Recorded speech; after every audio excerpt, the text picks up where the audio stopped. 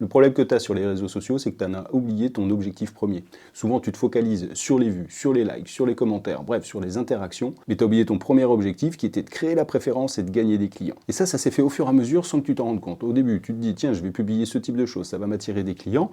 Et puis, au fur et à mesure, tu as envie, tu as ces vanity metrics qui font que tu as envie de faire plus de vues, donc tu vas retravailler ton hook, tu vas travailler ce que tu dis, tu vas peut-être même faire une trend, une danse. Mais tous les vrais pros du marketing te le diront, ce ne sont pas les posts qui font le plus de vues qui convertissent le plus en clients. Prends l'exemple d'un opticien. Tu fais une danse sympa, tu reproduis une trend, peu importe.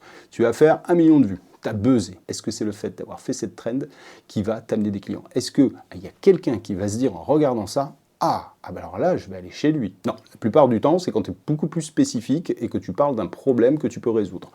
Par exemple, tu as quelqu'un qui est sujet aux migraines ophtalmiques, et tu vas lui dire qu'il y a certains verres, certains filtres qui vont pouvoir atténuer ce type de migraine, tu vas attirer la curiosité des personnes qui sont concernées et du coup générer des visites en magasin. Et c'est pourtant évident que ce type de post ou ce type de vidéo fera beaucoup moins de vues.